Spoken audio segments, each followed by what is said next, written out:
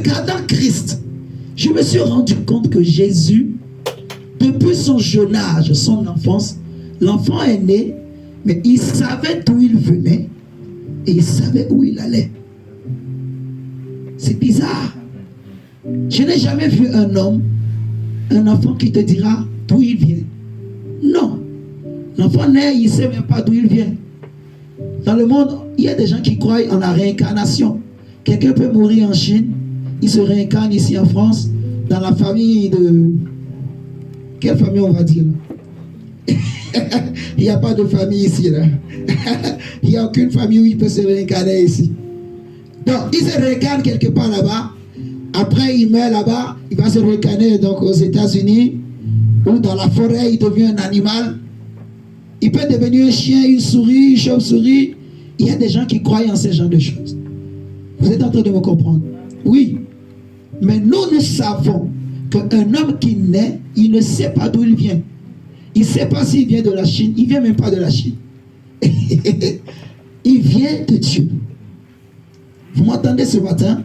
Mais l'homme, en fait, la dimension que l'homme devrait avoir, c'est qu'un homme, il devrait savoir d'où il vient, dès sa naissance, et aussi où il va, à cause de l'esprit de Dieu qui est en lui. Mais à cause du péché, l'esprit de l'homme, l'esprit humain, avait été mort à cause du péché. Vous voyez, il était confondu avec l'âme de l'homme. C'est ce qui faisait que les hommes n'étaient plus spirituels. Leur spiritualité était limitée. Donc pour bien comprendre la spiritualité, la foi, il faut regarder à Christ. Jésus, dès son enfance, il savait d'où il venait, où il allait. À 12 ans, on nous dit, ses parents l'amènent dans le temple pour aller faire le sacrifice que la loi de Moïse demande. Lui, il arrive là-bas. Ce qui l'intéresse, ce n'est pas de jouer au foot. Ce n'est pas de jouer aux jeux de voiture, les jeux que Dylan aime. Non. Lui, ce qui l'intéresse, Dylan aussi est comme ça. Amen.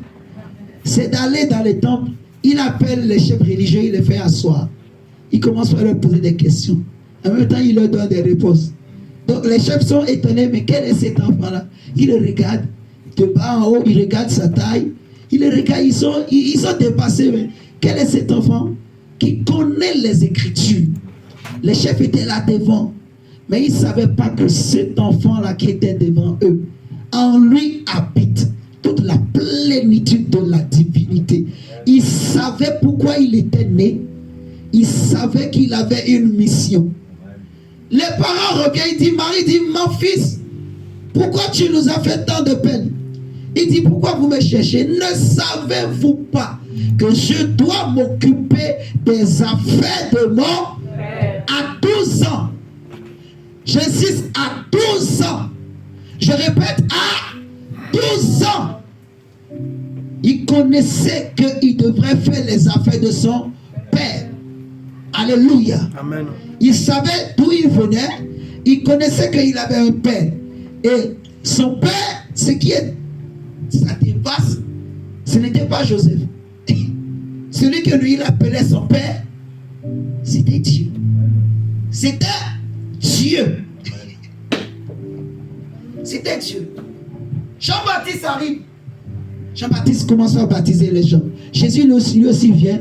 Jean-Baptiste le baptise. Il sort de l'eau. La Bible dit, Jean-Baptiste a vu l'Esprit descendre sur lui, sous la forme d'une colombe. L'Esprit va le pousser dans le désert. Vous voyez, Jésus n'a pas résisté.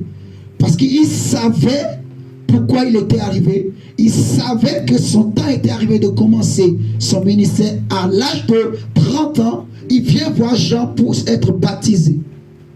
Il savait que pour commencer ce ministère, il fallait que je reçoive la puissance du Père. Il fallait que je reçoive l'onction du Père. Donc il fallait que je passe par le désert. Il a compris cette prophétie du prophète David qui dit que mon cœur dit de ta part, cherchez ma face. Il a compris. Il a compris qu'il faut que j'aille chercher la face de Dieu. Que j'entre dans le désert. Il est rentré dans le désert. La Bible dit il est ressorti revêtu de la puissance d'en haut. Il arrive dans sa localité, on lui donne le rouleau du livre. Il commence par lire, à la fin il dit, aujourd'hui, cette écriture que vous venez d'entendre est accomplie pour vous. Mais l'écriture dont il est question, il est dit quoi? Que l'Esprit du Seigneur est sur moi, car il m'a oint pour annoncer la bonne nouvelle aux pauvres, pour libérer les captifs, alléluia, libérer les prisonniers, guérir ceux qui ont le cœur brisé, annoncer une année de grâce du Seigneur. Jésus est venu pour accomplir la volonté de Dieu. Il n'était pas caché. Il n'était plus caché. Il était maintenant visible. Le Fils de Dieu, le serviteur de Dieu, l'envoyé de Dieu, l'homme parfait, l'homme de Galilée, l'homme que Dieu a toujours désiré, alléluia, l'homme sans défaut, l'homme à qui Dieu a donné l'autorité sur toutes choses. Parce que David va dire, qu'est-ce que l'homme pour que tu l'élèves? Si tu l'aimes si tant, tu l'as élevé souverainement au-dessus de toute ta création. Mais quand vous regardez dans ce monde, les hommes ils ne dominent pas toute la création. Regardez, il y a les intempéries qui viennent nous frapper ou les hommes qui nous tuent. La pluie tue les hommes. Mais ce texte que David dit, c'est qu'un vrai homme, la pluie ne peut pas le tuer. La nature ne peut pas le tuer. Le lion ne peut pas le tuer. Je ne sais pas, le chien ne peut pas le tuer. Le serpent ne peut pas le tuer. Mais nous voyons des hommes, le serpent le mord, il meurt. On voit des hommes, même la mouche, la mouche le mord ou le pique on tient. La mouche vient piquer l'homme, il attrape la maladie là, paludisme ou je ne sais quoi, et il va mourir. Non, c'est le moustique. C'est le moustique, hein? C'est pas la mouche. Et il attrape la maladie, il meurt. Vous voyez? Donc la nature tue les hommes. La nature domine sur les hommes. Mais David dit, tu as élevé l'homme. L'homme dont David parle, ce n'est pas l'homme physique, ce n'est pas l'homme extérieur. C'est l'homme intérieur. Et cet homme intérieur, pour se réveiller, il faut regarder à Jésus. Parce que c'est Jésus qui sait comment cet homme intérieur doit être. Cet homme intérieur, il a tout perdu. Il ne sait plus comment il faut faire. L'homme intérieur ne sait pas comment il faut avoir la foi. Il ne sait pas comment il faut croire en Dieu. Il ne sait pas comment il faut marcher. L'homme intérieur, il est tout le temps stressé. L'homme intérieur, en fait, quand je dis l'homme intérieur, je veux dire l'homme du passé. Vous voyez? L'homme du passé, l'esprit de l'homme sans Jésus, il ne sait pas quoi faire. Il est stressé, il est tourmenté, il est perturbé, il n'a pas de puissance. Il n'a pas de pouvoir. Pourtant, c'est un esprit. Est-ce que vous m'entendez? C'est un esprit. Mais un esprit mort. Un esprit faible. Un esprit sans force. Un esprit qui ne peut pas vivifier. Vous voyez? Donc, comme le Créateur sait que c'est moi qui l'ai créé, il a envoyé Jésus qui vient réveiller notre esprit. Et maintenant, Jésus nous montre ça. En fait, notre esprit, quand Jésus le réveille, il est maintenant comme un bébé. Donc, il doit apprendre maintenant comment il faut marcher. Pour savoir comment il faut marcher, il faut maintenant regarder comment le vrai esprit a fait. Est-ce que c'est un peu clair comme ça, terre à terre, comme ça? Il faut maintenant regarder comment le vrai esprit a fait. Le vrai esprit, c'est qui? C'est Jésus. Maintenant, remarquez, Jésus, tout le temps dans sa bouche, il ne fait que dire aux hommes, mon Père, mon Père, mon Père, mon Père, mon Père, mon Père, mon Père, mon Père, mon Père, mon Père, mon Père. Il a fatigué les Juifs avec mon Père, mon Père. Mon Père agit, moi aussi, il faut que j'agisse. Mon Père est toujours avec moi, il ne m'a jamais abandonné. Moi et le Père, nous sommes un. Oh, tout ce que le Père fait, le Fils aussi le Père. Le Fils est en moi, le Père est en moi, moi je suis dans le Fils. Mon Père, voilà, mon Père, mon Père. Les Juifs sont fatigués. Mais qui est son père? Il lui demande. Il dit, si vous connaissez mon père, vous n'allez pas faire ci. Les Juifs n'ont rien compris. Un Juif parlait avec ses disciples. Il dit, les disciples étaient là avec les Juifs. Il a dit, écoutez cette parabole. Un homme était sorti pour semer. Un homme sort, il sème la semence. Là, une partie tombe le long du chemin. Une autre partie, et les oiseaux viennent, ils mangent. Une autre partie tombe dans une terre pierreuse. Et voilà, il pousse. Voilà, il pousse, dès que le soleil sort, il meurt. Il brûle et il meurt. Une autre partie tombe dans les épines. Ils vont pousser, mais ils sont étouffés par les épines. Une autre partie tombe dans la bonne terre. Les disciples sont fatigués, ils lui disent, mais maître, pourquoi tu parles? Tu ne parles pas directement. Il dit, non, non, il faut que je parle comme ça, afin que la prophétie d'Ésaïe s'accomplisse. Regardez très bien ce qu'il dit. Les amis, prenons Matthieu. Matthieu 13. Nous allons prendre Matthieu 13 et Marc, chapitre 4. Matthieu 13, le verset 13. Oh Dieu, aide-nous. Jésus dit, c'est pourquoi je leur parle en parabole. Parce qu'en voyant, ils ne voient point. Et qu'en entendant, ils n'entendent ni ne comprennent. Et pour s'accomplir cette prophétie d'Ésaïe, vous entendrez de vos oreilles et vous ne comprendrez point. Vous regarderez de vos yeux et vous ne verrez point. Car le cœur de ce peuple est devenu insensible. Ils ont endurci leurs oreilles et ils ont fermé leurs yeux. De peur qu'ils ne voient de leurs yeux, qu'ils n'entendent de leurs oreilles, qu'ils ne comprennent de leur cœur, qu'ils ne se convertissent et que je ne les guérisse. Alléluia. Amen. Il y a certaines guérisons, il y a certaines dimensions, il y a certaines puissances de Dieu que l'on vit suite à la compréhension qu'on a des Écritures. Vous êtes en train de comprendre. Jésus dit que je leur parle en parabole pour qu'ils vont entendre, mais ils ne vont rien comprendre. Ils vont voir, mais ils ne vont rien percevoir. Wow! C'est fort, hein? Donc tu regardes seulement. Donc, ça veut dire que beaucoup, en fait, ce que le Seigneur m'a fait comprendre, beaucoup de nous, jusqu'à aujourd'hui, la Bible est comme une parabole. L'évangile est comme une parabole pour nous. Nous lisons, mais en fait, nous ne comprenons pas en profondeur. Jésus dit dans Luc 6 que voici à quoi est semblable celui qui écoute ma parole et qui la met en pratique. Il est semblable à un homme qui a creusé et creusé. Vous voyez, il a insisté sur le fait de creuser. Celui qui a compris, c'est celui qui a creusé. Ça veut dire qu'il est allé en profondeur. Vous voyez, et c'est comme ça qu'il comprend. Et c'est la compréhension qui change tout.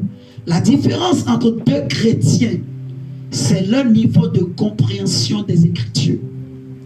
Vous m'entendez? La femme qui avait la perte de sang, elle a vécu ce miracle à cause de ce qu'elle a compris dans son esprit.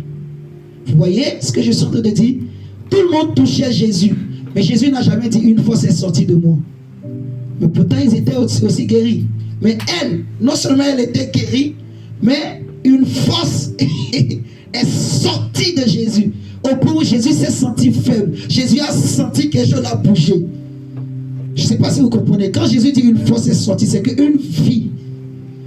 Quand il dit force, le mot force là, c'est dunamis, c'est la puissance, c'est la vie qui était en lui, qui est sortie. Donc si Jésus n'était pas Dieu, il pouvait tomber. Je ne sais pas si vous me comprenez. C'est la vie qui était en lui, qui est sortie. Donc cette femme avait compris quelque chose que tout le monde n'avait pas compris. Vous voyez? Donc beaucoup aujourd'hui d'entre nous, le problème c'est le niveau de compréhension. Beaucoup écoutent, beaucoup regardent. Aujourd'hui les hommes ne voient plus. Les hommes ne voient rien. Ils regardent, les choses se passent, mais ils ne voient rien. Ils entendent seulement, mais ils ne comprennent rien. Beaucoup de nous, les chrétiens, aujourd'hui. Beaucoup, nous ne comprenons pas. Si nous voulons comprendre, il faut réaliser, il faut reconnaître que Seigneur, je ne comprends pas encore. Seigneur, je ne vois encore rien. Je veux comprendre, je veux voir. Et maintenant, pour y arriver, regardez Jésus. Tout le temps, Jésus dépendait du Père. Il parlait tout le temps du Père. Mon Père, mon Père, mon Père agit. Moi aussi, j'agis. Nous allons prendre maintenant Jean. Nous allons bien regarder. Jean 14, Jean 15 et Jean 16. Et vous allez comprendre quelque chose. Et après, on va prier le Seigneur.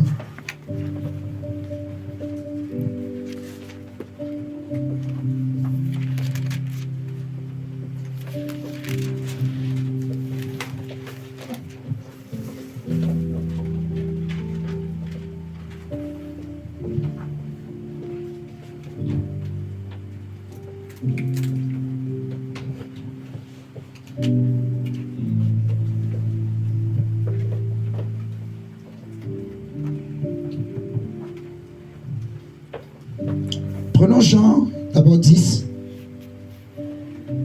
Jean 10, prenons Jean 10, verset 24.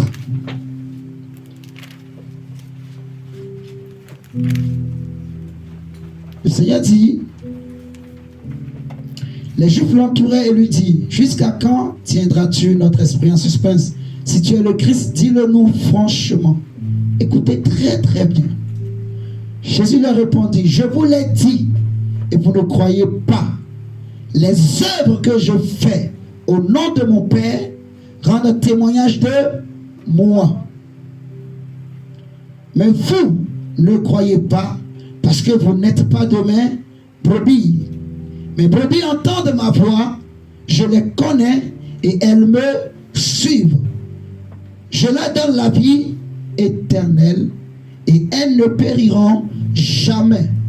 Et personne ne les ravira de ma main. Mon Père qui me les a donnés est plus grand que tous.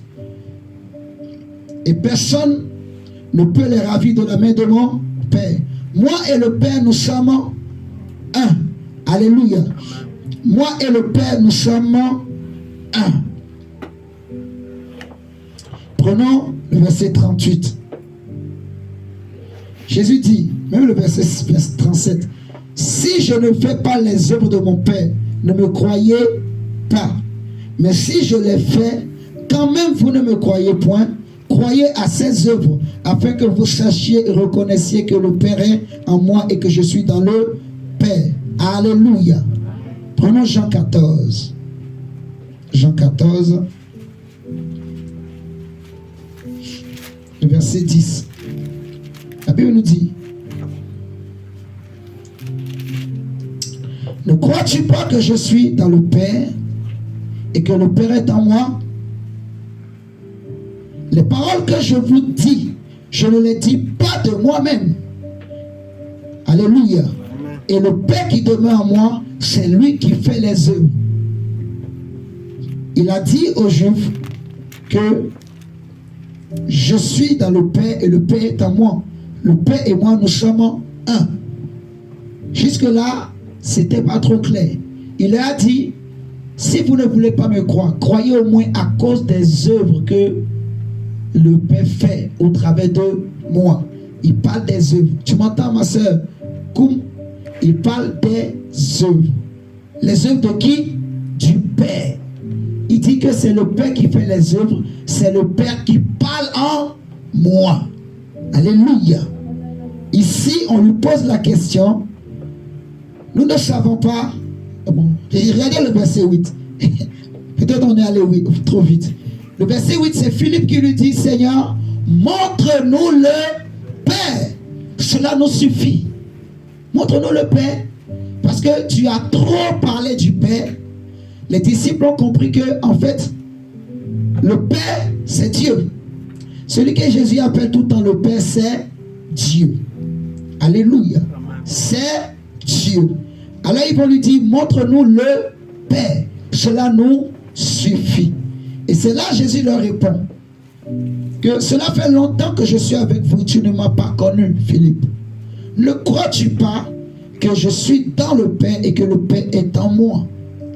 Vous voyez sa façon de penser, sa pensée, sa manière de penser, de se voir lui-même. Jésus-Christ homme, tu m'entends mon diacre? Comment il se voyait? Il dit que les paroles que je vous dis, je ne les dis pas de moi-même. Donc c'est le Père qui parle. Les œuvres que je fais, en fait, c'est le Père, c'est lui qui fait les œuvres. Croyez-moi, je suis dans le Père et le Père est en moi. Croyez du moins à cause de ses œuvres. Alléluia. Donc Jésus dit clairement ici que les œuvres, c'est le Père qui les fait. Et c'est le Père qui parle en lui. Cela signifie quoi pour toi qui est aujourd'hui chrétien? Parce que Jésus dira que je m'en vais vers mon Père et votre Père, vers mon Dieu et votre Dieu. Donc son Père est aussi notre Père, son Dieu est aussi notre Dieu. Alléluia. Ça veut dire que tout ce que Jésus disait, tu peux aussi le dire.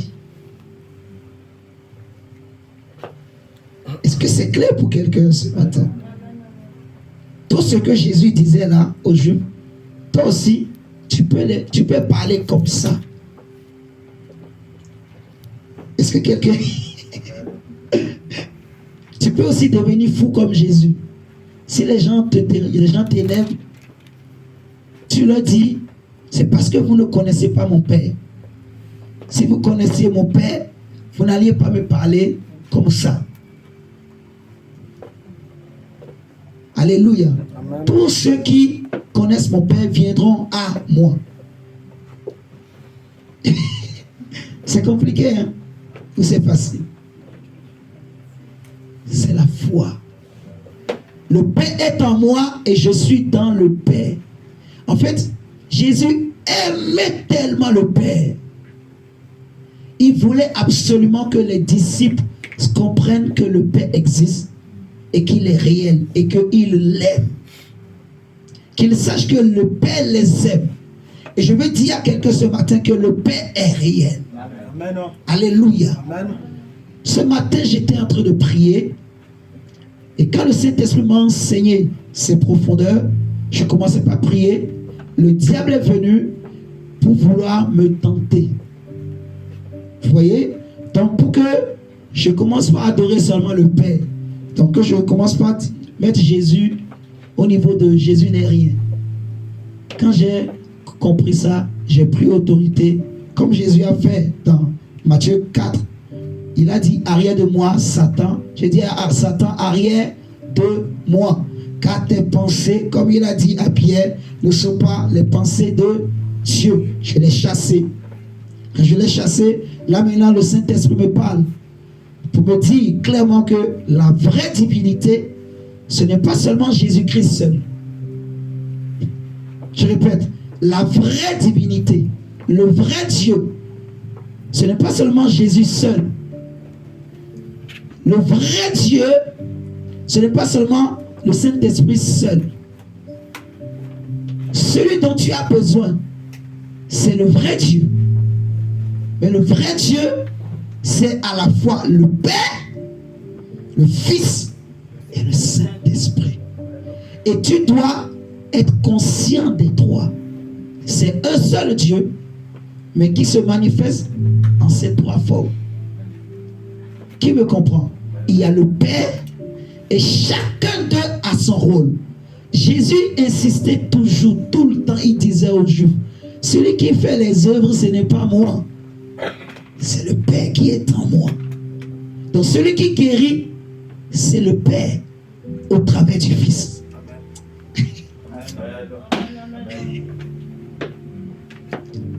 Celui qui glorifie le Fils, c'est le Père. C'est lui qui fait les œuvres pour que le monde glorifie le Fils. Est-ce que c'est clair ce que je suis en train de dire? Celui qui fait les miracles, qui a fait autant de miracles, celui qui a ressuscité Lazare, Jésus dit, Père, je te rends gloire parce que tu m'exauces toujours. Je ne prie pas pour moi, mais je prie pour les autres afin qu'ils puissent croire que tu m'as envoyé et qu'ils soient sauvés. Après quoi, il va dire, ôtez la pierre, et il a ordonné, Lazare, je t'ordonne, sors. Le mot est sorti. Alléluia. Mais celui qui a fait l'œuvre, c'était le Père. Est-ce que nous sommes en train de comprendre? Mais c'est Jésus qui a ordonné. Au commencement était la parole. Et la parole était Dieu. La parole était avec Dieu. Sur sa cuisse était écrit un nom nouveau, Roi des rois, Seigneur des seigneurs. Il est la parole de Dieu. La parole de Dieu, c'est Jésus-Christ de Nazareth. Et le Père est dans sa parole. Quand la parole parle, c'est le Père qui fait les œuvres. Attendez, prenons 1 Corinthiens 12. Parce que Le Saint-Esprit, Dieu veut, je ne vais pas seulement dire le Saint-Esprit, mais Dieu, le Père, veut que tu le connaisses. Vous voyez? Que tu ne regardes pas seulement Christ. Il y a Christ, mais il y a le Père, il y a le Saint-Esprit. Et ça va être complet. Alléluia. Amen. Tu vas bien comprendre. Mais ça ne diminue pas Jésus. Ça ne change pas sa divinité. Il reste Dieu. Il reste ton Seigneur et mon Seigneur. Parce que toi et moi, on ne peut pas aller chez le Père sans passer par lui. Je ne sais pas si vous me comprenez. Donc, il est notre Père. Il est aussi son Père. Vous voyez? Et il n'y a pas de jalousie. Ah, comment on est tous les deux maintenant, fils et filles d'un même Père. Ah, moi je veux avoir la première place. Ça n'existe pas. Lui, il est le premier fils. Il est l'aîné. Il est le tout. Il est tout. Toi et moi, on est juste venu se greffer. Et on est devenu fils au travers de lui. Ça ne sert à rien de chercher des histoires. Lui, là, il ne faut pas chercher des problèmes avec lui. Là où il est au ciel, là, il est à la droite du Père. Si tu cherches des problèmes avec lui, c'est toi qui vas perdre. Alléluia. Il est Dieu. Il est roi des rois. Il est Seigneur des seigneurs. Il est le créateur, Jésus-Christ de Nazareth. Mais dans la divinité, il y a ces trois-là qu'il faut comprendre et il faut connaître. Regardez 1 Corinthiens 12.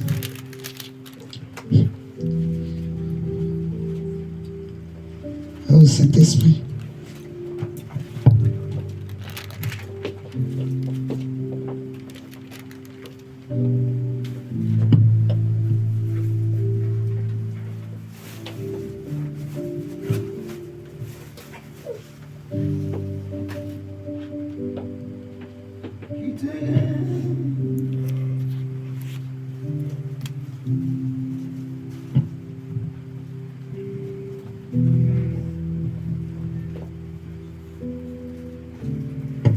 Corinthiens 12, le verset 4 à 6. Corinthiens 12, verset 4 à 6. Il y a diversité dedans, mais quoi? Le même esprit. Est-ce qu'on peut lire tous ensemble? 1, 2, 3. Il y a diversité dedans, mais le même esprit. Diversité mais le même Seigneur. Ok. Diversité d'opération, mais le même Dieu qui opère tout en tous. Donc, celui qui opère dans le Fils, c'est Dieu le Père. Est-ce que vous m'entendez? C'est le Père qui fait les œuvres. Le Saint-Esprit donne les dons. Le Fils, il donne les ministères. Il l'établit. Paul va dire, il est monté en haut. Il a pris des hommes et il les a donnés comme dons. Vous voyez? Et il a fait des uns des apôtres, des autres prophètes, docteurs, pasteurs, évangélistes. Vous voyez? Alléluia. Amen. Il établit, il donne des ministères. Il donne des ministères. Donc, même si ce n'est pas un ministère qui est si écrit comme ça dans la Bible, mais à chacun, le Fils donne un... En fait, le ministère, c'est le service. Vous voyez? Et chacun de nous, on est appelé à servir Dieu. Jésus est par excellence le serviteur de Dieu. Vous voyez? Et c'est lui qui te donne le service de ministère, maman Clarisse. Tu m'entends ce matin? Mais celui qui opère, c'est le Père, qui fait les œuvres. Donc, quand Jésus dit Lazare sort, celui qui a fait, c'était le Père. Quand il a dit que, voilà, cette maladie n'est pas à la mort, il a dit que ce n'est pas lui qui a péché ou ses parents. Il prend la boue, il fait. C'est le Père qui lui a dit fait. Ou je dirais même c'est le Père qui faisait ça. Lui, il faisait que obéir. Alléluia. Il ne faisait que obéir, faire la volonté du Père. Jésus dit que tout ce que le Père fait, le Fils aussi le... Regardez Jean, on a lu Jean 10, on a lu Jean 14. Prenez Jean 16, verset 15. Jean 16, verset 15. ce que le Père fait, le Fils aussi le fait. Jean 16, verset 15. Il dit, tout ce que le Père a est à moi. C'est pourquoi j'ai dit qu'il prend de ce qui est à moi et qu'il vous l'annoncera. Alléluia. Donc tout ce qui appartient au Père appartient aussi au Fils. On est d'accord? Le Père aime tellement le Fils qu'il lui a tout donné. Vous voyez? Tout ce qui est à lui, il a donné au Fils. Maintenant, le Fils n'a pas honte de dire ce qui est au Père est à moi. Il le dit, c'est la vérité, ce n'est pas un mensonge. Le Père lui a tout donné. Le Père lui a dit, mon fils, viens t'asseoir à ma droite. De la même manière qu'on adore le Père, on adore aussi le Fils. Vous voyez, il reçoit la même gloire.